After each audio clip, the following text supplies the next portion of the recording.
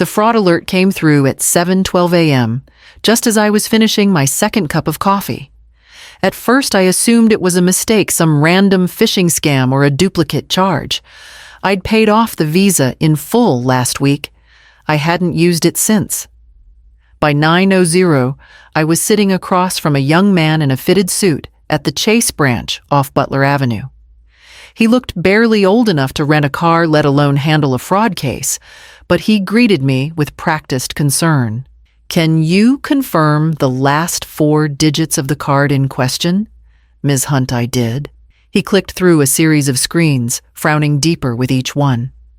"These charges started posting 3 days ago," he said. "All from Cabo San Lucas. Looks like an oceanfront resort private transportation spa services. I haven't been to Mexico in 15 years. He nodded slowly, then spun the monitor toward me. "Here's the flight booking tied to the card. Purchased online.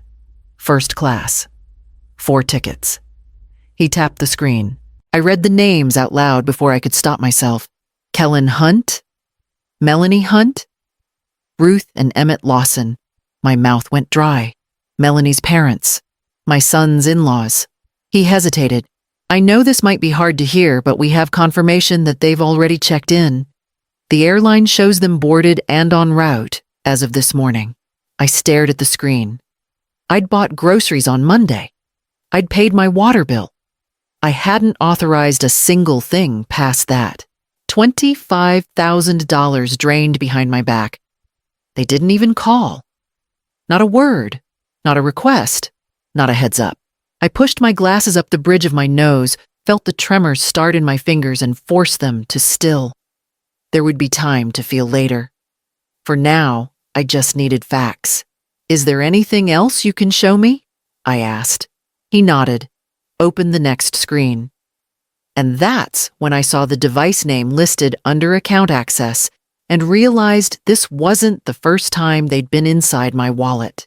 6 months ago, Kellen had come by the house wearing that tight smile he used when he wanted something.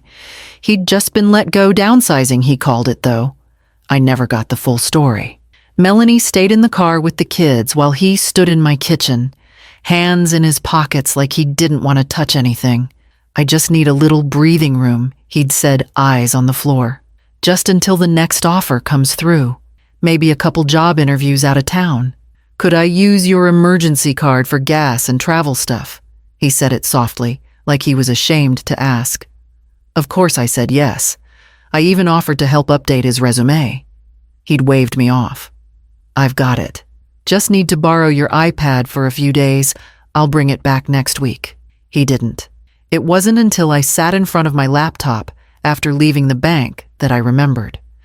The banker had shown me the list of active devices accessing my Chase account. Among them, Kellen's work iPad. Still active. Still logged in. I stared at the name for a long time. He'd never once mentioned needing banking access. I'd never given him the password, and yet there it was.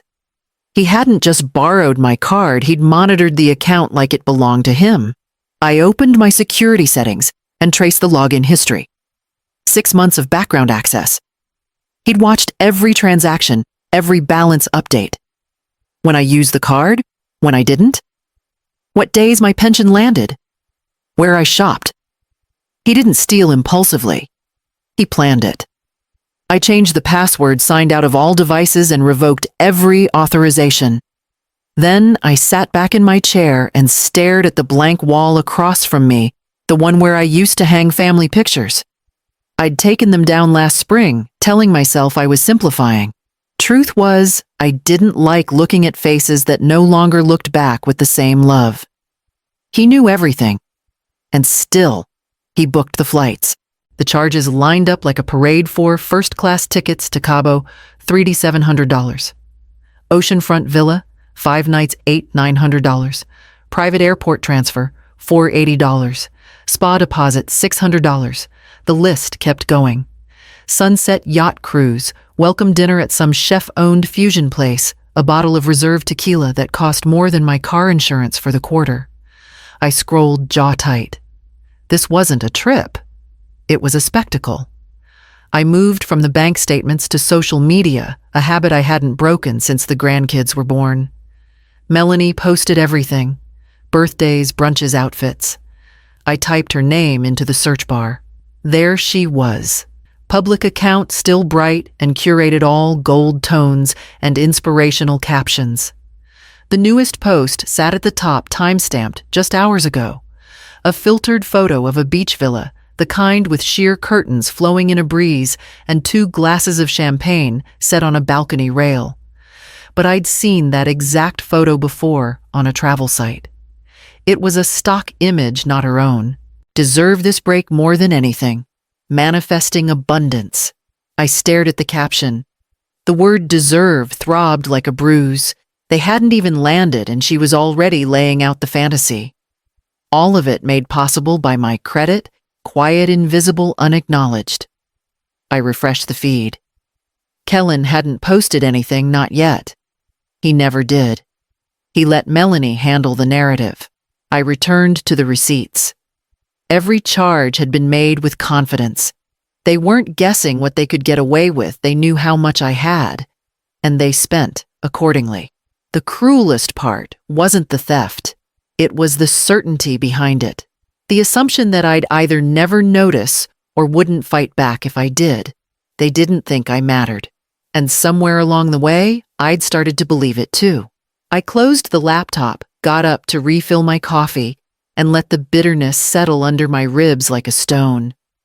Tomorrow, they'd arrive at their dream resort. I still had time. I remember the exact moment I took off my wedding ring. It was spring, just after tax season.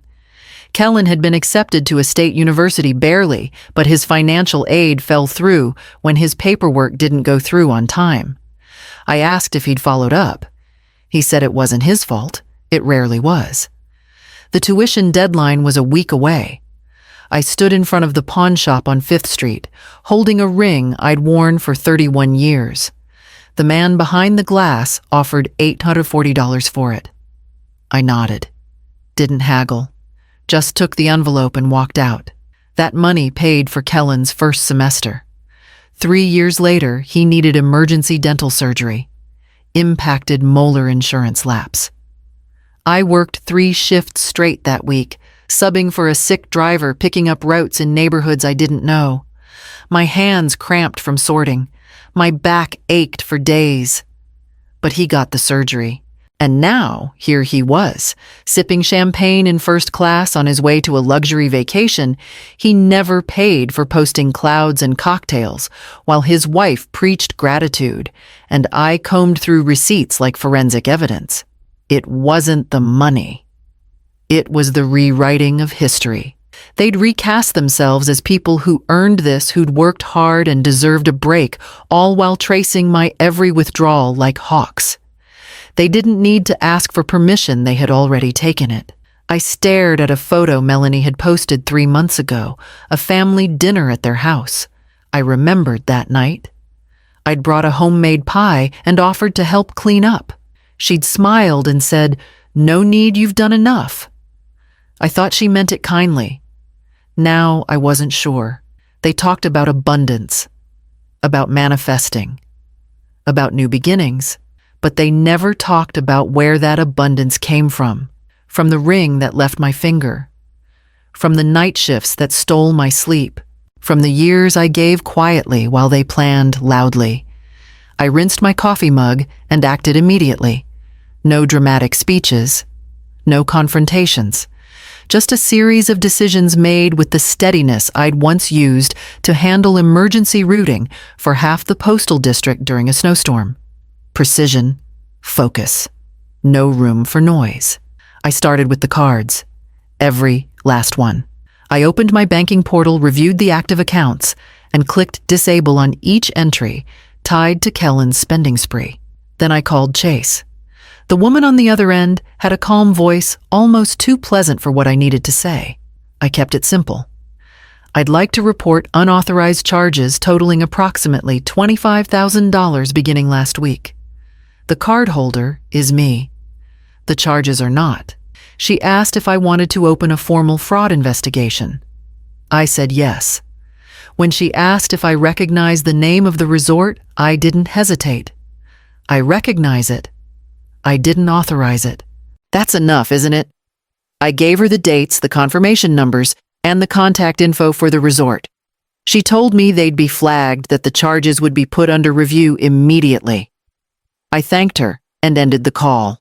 Next came the backup account, one I hadn't used in years but kept open for emergencies. Turns out, Kellen had linked it through a mobile wallet app. I shut it down and removed every connection. Then, I threw my phone until I found the contact I hadn't touched in almost a year, Margot Lane, attorney at law. She'd helped me settle my sister's estate when no one else in the family wanted to deal with the paperwork. I tapped her number. Didn't call, just saved it to favorites. I wasn't sure yet what I'd need her for, but I knew I'd need someone who wouldn't flinch. By noon, the digital threads tying Kellen to my finances were severed. They'd be landing in Cabo in a few minutes. And when they did, I wanted them to feel the silence waiting for them. I sat at the kitchen table, laptop open, tracking their flight through a site that updated every minute. Flight 2287, Phoenix to Cabo. Wheels up at 8:03 a.m. By 10:15, they were somewhere over the Gulf of California, cruising comfortably at 36,000 feet. Champagne in hand, maybe. I pictured Melanie taking photos of the clouds like she was starring in her own travel documentary. I imagined Kellen pretending to be too busy for it all, because he always liked to look serious, even when someone else was paying. But I wasn't watching the sky. I was watching the villa. Their reservation, once confirmed, had quietly slipped into under review, then pending cancellation. And at 10:52, just as the plane passed La Paz, the booking disappeared entirely. The spa appointment followed, the private dinner, the yacht cruise. One by one, the luxuries they'd stacked for themselves on my back collapsed. No alert, no fanfare, just gone. I opened a new window and refreshed the fraud case dashboard. The charges were now marked in dispute. The flag on the travel merchant had been escalated to the international department. I didn't need to know exactly what they'd walk into at that front desk. I just needed to know they wouldn't be walking into what they expected. At 11:23, my phone buzzed. I stared at it. It rang once, then again. I didn't pick up. Another call came through 2 minutes later, same number. Then a third. I stood, walked to the window, and watched the neighbor's sprinkler spin across the lawn. The sound was soft, rhythmic, real. The fourth call came through as I rinsed my coffee cup. I turned the phone face down and let it vibrate against the wood. I didn't need to hear panic to know it was there. They were mid-air when it started, but now they were landing, and the silence would meet them at the gate. The fraud alert came in just after dinner. I was rinsing a baking dish when my phone buzzed on the counter. Suspicious activity detected, attempt to link canceled account to new digital wallet. I dried my hands and opened the banking app. Same card. The one I'd shut down 3 days ago. Someone had tried to reconnect it to an app I didn't use, an account under the name M. Hunt. I didn't need to guess. Kellen wouldn't be that obvious, but Melanie. She never believed in covering tracks. I called my niece Ren. She was 26, worked in digital marketing, and could find anything buried under enough hashtags and filters. "Can you check Melanie's socials?" I asked. "See if she's posted anything weird or private. Maybe something I'm not supposed to see." There was a pause on the line. "Give me 5 minutes." 10 minutes later, Ren sent a screenshot to my phone. A muted gold image of the resort's infinity pool overlaid with scripted text. "She'll find out eventually, but by then, the trip's done." Posted to a close friend story. I wasn't on the list. Ren wrote underneath she posted it this morning. I only saw it because she forgot to remove me from her inner circle. I stared at the words. Not the photo, not the caption, the tone. It wasn't fear. It was calculation. They knew I'd find out. They were just hoping it wouldn't matter until they got what they wanted. I forwarded the screenshot to Margot Lane with a brief subject line: additional documentation for fraud claim. No explanation needed. The image said enough. This wasn't ignorance. It wasn't a slip. It was a decision. And if they had the arrogance to put it in writing, then I had every right to use it. I closed the email, sat back in my chair, and let the quiet settle in. They thought I'd never look. But now I was watching everything. By the next morning, the fraud report was finalized. I uploaded the screenshots, flight bookings, spa confirmations, the digital trail of theft dressed up as entitlement. I attached the Instagram story Ren had captured, along with the attempted card link from the night before. The evidence didn't scream. It didn't need to. It simply confirmed what I already knew they hadn't slipped. They'd stolen. Quietly. Boldly. Together. Margot responded to my email in less than an hour. "Plenty to work with here," she wrote. "Let's talk next steps." I forwarded everything to the State Credit Bureau, then to my insurance provider. I even called the travel merchant hotline and confirmed the disputes were escalating. The agent on the other end was brisk but helpful. "You're not the first parent," she said, like it was something she'd had to say too many times. "You're just the first one to fight back this fast." That afternoon, my sister Ray stopped by. She didn't ask permission, just showed up with 2 blueberry scones and a look that said she'd been waiting to speak her mind. "I know you're mad," she said, sitting across from me, "and I don't blame you. But don't you think you should at least talk to him? Give him a chance to explain?" I looked at her. "I gave him that chance every day for 30 years, I said. "He used it to plan a theft." She started to speak again, but I stopped her with a single shake of my head. "They don't deserve words, Ray. They deserve consequences." For once, she didn't argue. We sat in the quiet, the scones untouched.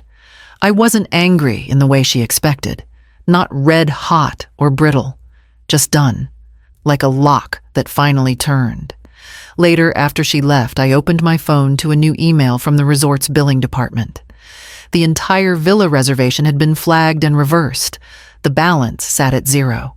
No booking, no upgrades, no refund. They thought I'd never lift a hand. They didn't realize I'd already moved the ground beneath them. He didn't knock.